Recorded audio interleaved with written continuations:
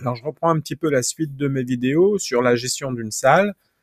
Pour mémoire, on est ici dans un groupe scolaire où on va essayer de gérer les régimes d'ambiance des salles de classe. L'idée, donc, on l'avait vu, c'était une programmation horaire de l'occupation des salles et non pas du démarrage des salles, ce qui veut dire qu'il fallait anticiper la chauffe, donc il faut activer les pièces de référence, c'est ce qu'on avait vu. Il va falloir des essais de température, de montée en température des salles. Ça n'a pas encore été vu, mais probablement la prochaine vidéo. Et il faut pas oublier que l'anticipation de chauffe se fait uniquement lorsque l'on arrive sur le mode confort.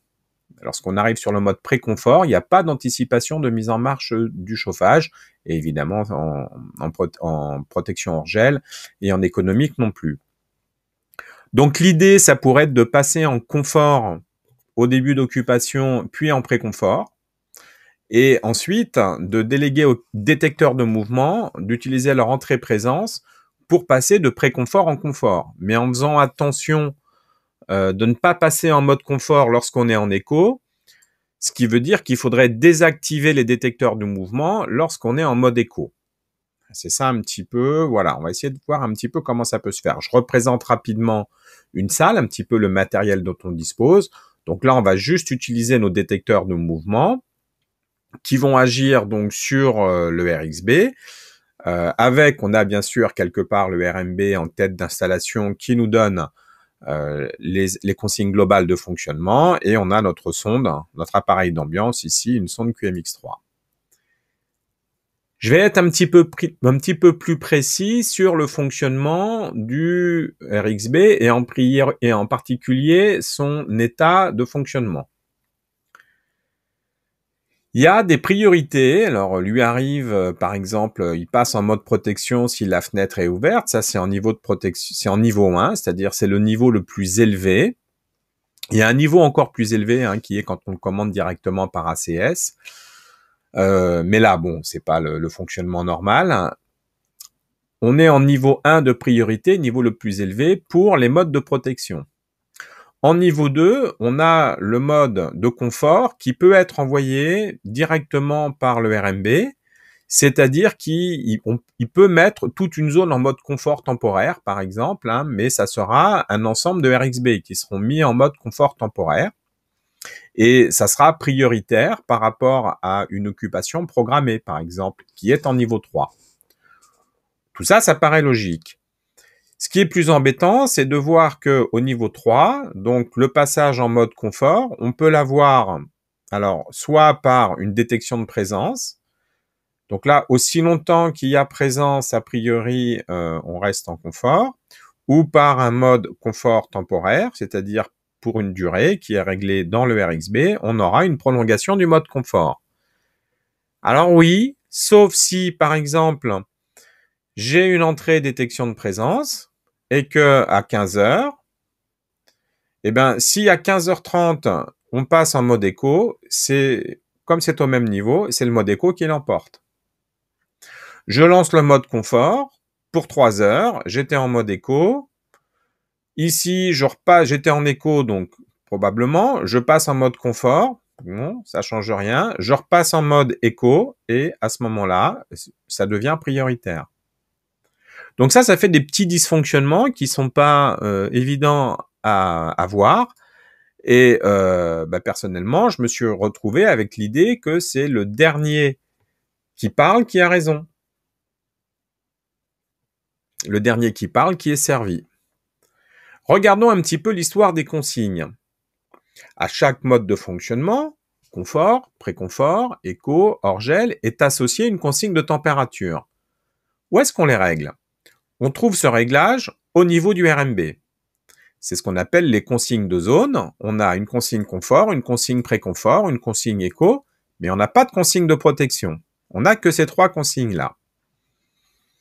Et donc, ces consignes peuvent être envoyées, on verra comment, dans les régulateurs. Dans le régulateur, il a ses propres consignes locales. Confort, pré-confort, économie, et une consigne de protection. Consigne de protection qui n'est accessible que par programmation, soit par ETS, soit par ACS, alors que les 3 autres consignes sont accessibles via des objets de communication. Voilà, je reviens sur le niveau 3, qui est avec l'idée que le dernier arrivé est servi tout de suite. Le dernier message est toujours pris en compte. Alors ces histoires de consignes, les points de consigne locaux, on les a donc dans le RXB, donc point de consigne température ambiante, et on voit qu'on a donc les 4 consignes qui sont possibles. C'est le seul endroit où on peut régler la consigne de protection, qui, je crois, par défaut est réglée à 12 degrés, et on peut pas la descendre en dessous de 10. Moi, j'aurais bien aimé pouvoir la mettre à 8 ou 6 degrés. Quand on est en gel, pendant les 2 semaines de vacances de Noël ou de février, je vois pas l'intérêt de garder le bâtiment au chaud. Bref, c'est à 10 degrés. Et j'ai posé mes consignes, donc 14,5, 18 pour le préconfort, 19 pour le confort. Très bien.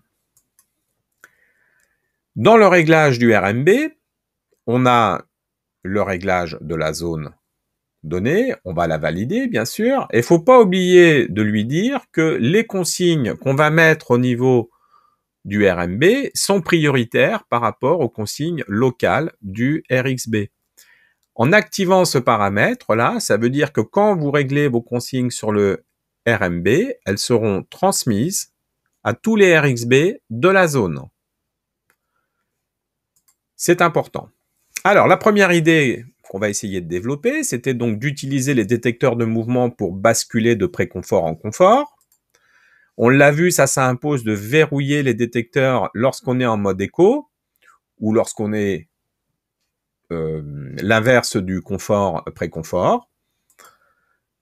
Faire la programmation du RMB avec confort en début d'occupation, puis en préconfort. Là, c'est pour bénéficier de l'anticipation de chauffe. Exemple, on veut une occupation de 9h à 17h. On va mettre confort à 9h, puis préconfort à 9h30, puis à 17h, on va se mettre en éco. Voilà le principe. Du coup, comme on démarre en confort à 9h, le système va anticiper la chauffe. On est ensuite en préconfort, et donc on pourra à ce moment-là basculer, si besoin, en fonction de la présence, de préconfort à confort. C'est ça l'idée. Alors ça nous fait perdre une petite demi-heure où on pourrait éventuellement être en préconfort, mais grâce à ça, on a la bascule possible, on a l'anticipation de chauffe, pardon. Par contre, c'est un petit peu casse-pied de demander aux gens cette programmation un peu particulière. C'est-à-dire qu'on ne met pas réellement les horaires d'occupation, mais on met les horaires 9h, 9h30, 17h. On pourrait mettre 9h15, on pourrait mettre pourquoi pas 9h01, je ne sais pas si ça marcherait, bref. On n'est pas une demi-heure près. Alors voilà la programmation par exemple faite au niveau du RMB, économie jusqu'à 9h, ensuite confort, à 9h30 on bascule en préconfort jusqu'à 17h où on revient en mode éco. Imaginons notre détecteur de mouvement, quelqu'un qui rentre là, qui part faire sa pause déjeuner et puis qui part un peu après 17h. N'oublions pas que ce détecteur ne sera actif que lorsque on est ici soit en confort, soit en préconfort. D'accord ? Donc la détection n'est active que pendant ce temps-là. Alors, quel va être le résultat ? Quel va être le régime d'ambiance au niveau de mon RXB si je suis ce qui s'est passé ? Alors déjà, tant que je suis en mode ici éco, mon détecteur n'est pas actif, donc même si je suis arrivé là, je reste en mode éco. Par contre, dès que mon détecteur devient actif, il va envoyer son signal me disant que je dois passer en confort, mais en fait, j'y suis déjà. J'y suis déjà ici en confort, donc je reste en confort. Ensuite, lorsque je passe ici en mode préconfort, le dernier qui parle est celui qui a raison, dernier arrivé, premier servi, hop, je bascule en préconfort, alors que je ne devrais pas, j'ai du monde. Ça va perdurer jusqu'à ce que je sorte et que je revienne et qu'à ce moment-là, il y ait un télégramme début de présence qui soit envoyé. À ce moment-là seulement, je me retrouve à basculer en mode confort. Et ici, j'ai mon télégramme fin de présence qui va être envoyé, même si je quitte la pièce un peu plus tard, au moment où je désactive ma détection de présence, je vais basculer en mode écho. De toute manière, j'ai un basculement en mode écho ici. Voilà un petit peu comment les choses vont se passer. Alors, vous voyez que c'est pas évident. Je me demande même si des fois, si par exemple, il n'y a pas une bonne synchronisation entre les deux, si je peux pas rester en mode écho ensuite, en mode confort ensuite, ça dépend. Je sais pas. Donc ça, c'est pas en tout cas ce qui est sûr, c'est qu'ici ça fonctionne pas. Et ça va dépendre. C'est sûr que si on arrive un peu plus tard, si on arrive à 9h30, si on décale ça avant l'arrivée des profs, enfin, voilà, si on va faire une pause à 10h, si la salle devient inoccupée, ce qu'il faut, c'est qu'il y ait... Alors, il y a une possibilité, c'est de bombarder régulièrement avec des ordres de présence. Je trouve pas ça très judicieux non plus. Voilà, moi j'ai pas trouvé ça très très satisfaisant comme mode de fonctionnement. Et on a cette programmation un peu bizarre là qu'il faut imposer. Alors la deuxième idée, elle est à la fois plus complexe et plus simple. Ça va être d'utiliser la consigne confort du RXB. Et en fait, on va verrouiller la détection de mouvement en régime écho, comme tout à l'heure. Par contre, lorsqu'on a une présence, et donc qu'on est en régime soit confort, soit pré-confort, eh bien, on va envoyer une consigne 19 degrés avec notre détecteur de présence. Et s'il n'y a pas présence, on va envoyer en confort une consigne 18 degrés. Alors ça, c'est embêtant parce qu'on perd le réglage centralisé des consignes. La programmation horaire va être plus simple par contre. Et un petit peu plus embêtant, on démarre avec 1 degré de moins. Ça, c'est pas trop grave parce que j'avais noté que les anticipations de chauffe nous faisaient tout le temps un dépassement de consigne à l'arrivée dans les classes. En réalité, il y a eu les deux. Les enseignants se plaignaient d'une chaleur assez importante à l'arrivée dans la classe. Depuis qu'on est passé sur ce mode de fonctionnement, ils ne se plaignent plus. Donc, on a doublement gagné. On a gagné notre demi-heure où on n'était pas forcément plus chaud. Et en plus, on démarre un petit peu moins chaud. On a la possibilité, au niveau du RXB, au niveau du RMB, d'imposer les consignes, sauf pour le mode confort. Vous voyez, là, je vais pouvoir lui dire que les consignes du RMB sont soit tout le temps prioritaires sauf pour le mode confort, et seulement après le changement, c'est-à-dire que c'est le dernier qui parle qui a raison. Si je les change au niveau du RMB, elles seront transmises au niveau du RXB, mais si je les change après au niveau du RXB, c'est les dernières qu'on met en place qui sont prises en compte. Là, on aura donc l'obligation de gérer localement sur chaque RXB la consigne confort. Alors à ce moment-là, on va avoir des choses un petit peu différentes. On aura le confort à 18 degrés, le confort à 19 degrés, toujours le mode écho que j'ai choisi à 16 degrés, mais bon, peu importe. Et on va reprendre la même occupation. Ben, sauf que là, on va bien se retrouver à 9h avec une consigne à 19 degrés. On était parti sur une consigne 18 degrés, on est arrivé un petit peu avant, à 9h, il dit « Ouh là là, je démarre à 19 ». Vous voyez, alors qu'il anticipait sur une consigne à 18 et un petit peu plus tard, à 9h, il monte d'1 degré tout de suite. Si on est arrivé avant, si on arrive un petit peu plus tard, il aura un passage 18 plus 19. Lorsqu'on part à la pause déjeuner, on retombe à la consigne 18. Et puis en fin de journée, on redescend à la consigne 16 degrés. Et comme ça marche très très bien, très très bien. Alors comment est-ce qu'on va mettre ça en œuvre ? Alors, première chose à faire, c'est d'avoir le régime d'ambiance des salles, d'un groupe de salles, pour pouvoir l'utiliser sur le verrouillage du détecteur de présence. J'ai utilisé pour ça le mode de sélection du relais 1 et 2 du régime d'ambiance d'une zone de pièce, donc que j'envoie sur 2 sorties NQ1, NQ2. Le régime d'ambiance, dans les réglages, je lui dis que quand on est en confort ou en pré-confort, on active le relais 1. Et lorsqu'on est en hors-gel, on active le relais 2. Ensuite, je prends ETS et au niveau de mon RMB 795, je lui dis que ma sortie NQ1, l'envoyer et je mets ça dans une adresse de groupe, la 020 en l'occurrence, où c'est RMB 795, Q1, confort, pré-confort, le bas, le nord. Voilà, j'ai aussi la sortie Q2, je crois, qui me donne le hors-gel.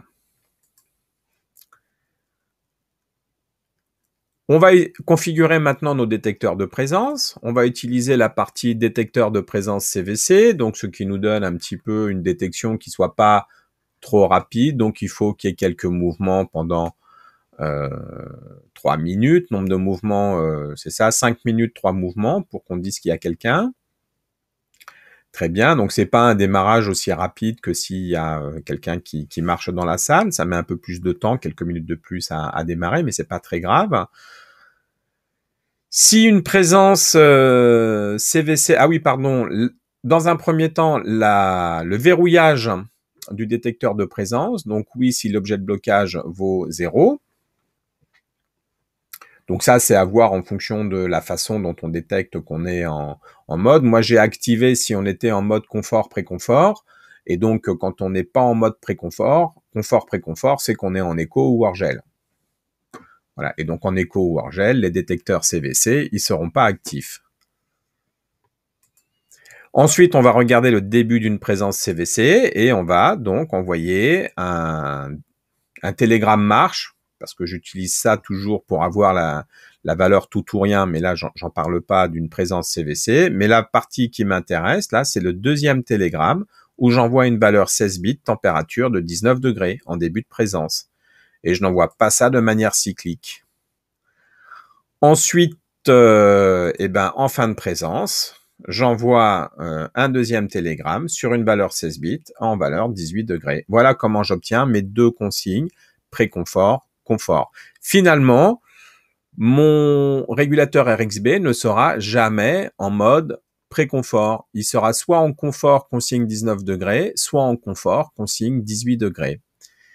Alors, le petit inconvénient de ça, c'est que si on veut changer ces valeurs-là, en particulier si on veut changer la consigne confort, il faut aller la chercher dans tous les détecteurs de mouvement. Donc ça, c'est assez contraignant. Voilà.